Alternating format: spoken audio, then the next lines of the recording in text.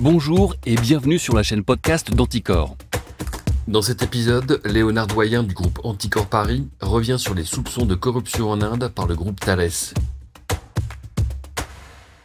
La fête nationale du 14 juillet 2023 fut l'occasion pour le président Emmanuel Macron d'afficher la vitalité des relations franco-indiennes en recevant un invité de marque, le Premier ministre indien Narendra Modi. C'est dans ce même laps de temps médiatique que la presse a dévoilé au grand public l'ouverture d'une enquête du parquet national financier visant le groupe Thales pour des soupçons de corruption en Inde.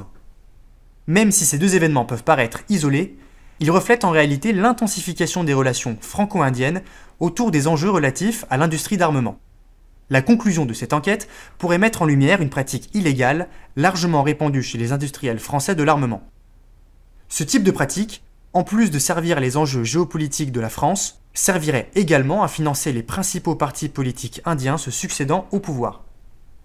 Mais avant toute chose, une petite mise en situation géopolitique s'impose. La France et l'Inde sont deux grandes puissances navales de la région Indo-Pacifique. En effet, l'île de la Réunion ainsi que le département de Mayotte confortent la présence française dans cette région du monde.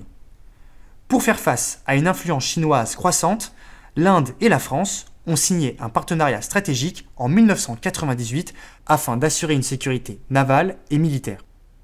C'est dans ce contexte bien particulier que l'Inde est devenue au fil des années l'un des premiers clients de ces industriels.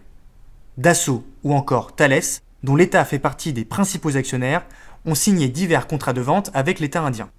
D'où l'origine de cette affaire. Le 29 juillet 2011, Thales et Dassault ont signé un contrat de 2,4 milliards de dollars afin de rénover des avions de chasse Mirage 2000. 10 ans plus tard, un certain Sanjay Bandari a porté plainte contre Thales auprès du tribunal de commerce de Nanterre pour manquement de paiement.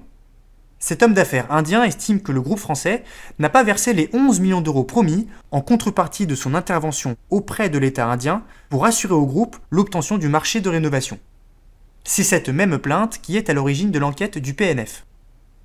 Sanjay Bandari, originaire d'une caste élevée, se trouve à la confluence du monde politique et économique indien. Ce dernier est proche d'une des principales formations politiques du pays, à savoir le Parti du Congrès.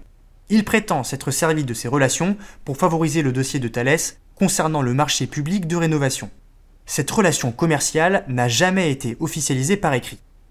Il explique dans sa plainte avoir rencontré à l'époque plusieurs représentants de Thales, dont l'ancien directeur général du groupe en Inde, qui lui aurait promis une commission de 11 millions d'euros.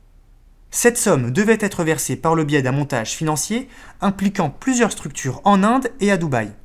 Selon les dires du plaignant, ce montage devait être basé sur une multitude de contrats dits offset, à savoir des contrats signés en marge d'un contrat principal avec un État. Ce ne serait pas la première fois que M. Bandari intervienne en faveur du groupe, puisqu'il évoque également un contrat de vente de sous-marins en 2005.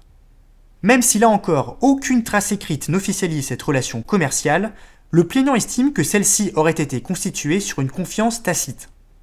D'après le journaliste Jean Guinel, spécialiste des questions défense, cette affaire rend compte du système de corruption indien sur les ventes d'armes, permettant notamment de financer les partis au pouvoir, à savoir le Parti du Congrès, ainsi que le BJP, Parti indien du peuple. Le parti au pouvoir se servirait de ces ventes pour se financer, tandis que l'opposition en profiterait pour faire des révélations dans la presse avant les échéances électorales. En définitive, ce ne serait pas la première fois que des industriels français se servent d'intermédiaires pour corrompre l'État indien afin de s'assurer l'obtention de certains marchés publics. C'était le cas notamment de l'affaire des Rafale Papers dévoilée en 2021, où l'entreprise Dassault s'était servie d'un intermédiaire pour obtenir un contrat de vente de 36 Rafales. Tout comme pour les Rafale Papers, il est fort à parier que l'État français ferme les yeux sur cette potentielle nouvelle affaire impliquant Thales. C'est la fin de cet épisode. Si vous avez aimé ce podcast, pensez à vous abonner. Retrouvez tous nos podcasts sur podcast.anticor.org.